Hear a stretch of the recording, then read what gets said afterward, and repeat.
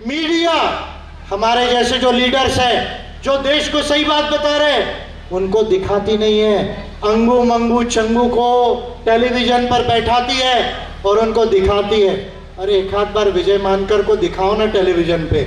नहीं, बीजेपी के तमाम लीडर्स का पसीना निकल गया इस देश में, तो फिर याद कर लेना कि किसने अपनी माँ का दूध पिया इस इंडिया के अंदर में। जरा एक बार बुला कर तो देखो आप। चलो नरेंद्र मोदी को छोड़ दो, उसको क्या बुलाते हो, तो वैसे ही अनपढ़ है। जिधर जाता है उधर की टोपी पहनता है और टोपी पहनाता है, उसको छोड़ दो।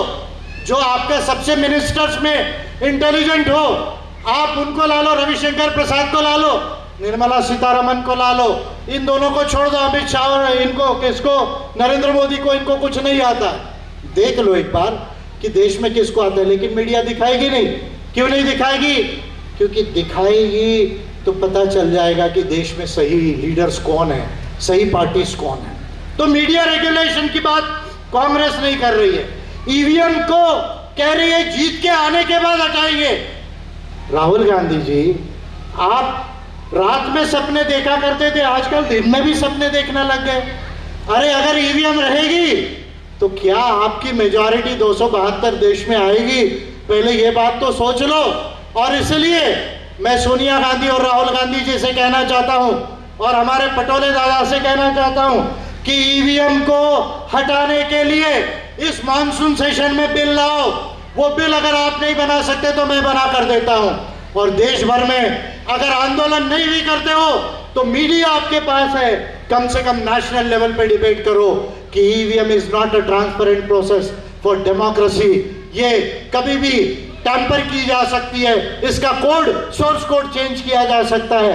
ये बात को जो है आप बोलने की हिम्मत दिखाओ। और अगर आपको बीजेपी से डर लगता हो तो मेरे को साथ में रख लो टेलीविजन पे, और फिर देखते हैं कि ईवीएम का डिबेट कैसे इंडिया में सेटल नहीं होता।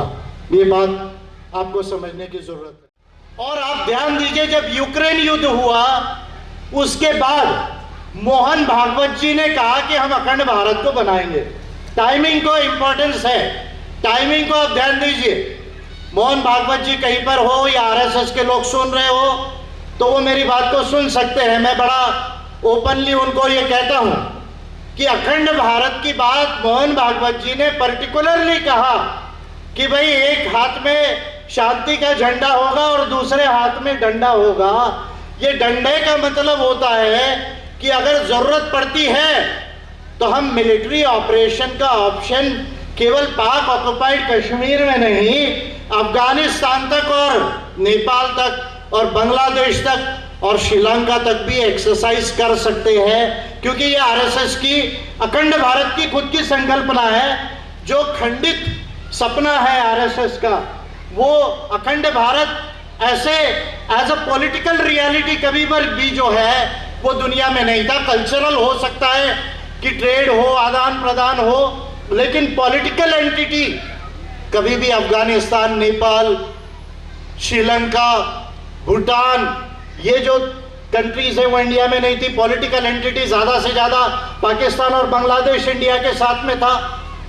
तो ये जो हम देख रहे हैं कि पॉलिटिकल टाइमिंग जो है मोहन भागवत जी का है, वो युद्ध को बढ़ाने की बात करता है। यानी वो चांस देख रहा है कि यदि रशिया यूक्रेन में जीत जाता है तो फिर हम इंडिया में इस तरह का मिलिट्री ऑप्शन एक्सरसाइज कर सकते हैं। क्योंकि यूनाइटेड नेशंस के अंदर तो कुछ होना नहीं है। देश के अंदर में ज्ञानवापी मस्जिद है या वहां क्या शिवलिंग है, क्या क्या चल रहा है, ये देश में डेली हो रहा है। मैं किसी भी धर्म के खिलाफ नहीं हूं और मैं किसी के धर्म के साथ भी नहीं हूं। क्योंकि मेरा ये क्लियर मानना है, विज्ञान को पढ़ने के बाद, मैं साइंस को बहुत डिटेल में पढ़ा हूं और केवल साइंस को, फिजिक्स, केमिस्ट्री, मैथमेटिक्स और इंजीनियरिंग नहीं, साइंटिफिक लॉज और साइंटिफिक थ्योरीज को बहुत ज़्यादा पढ़कर समझने के बाद मेरा एक कंक्लूजन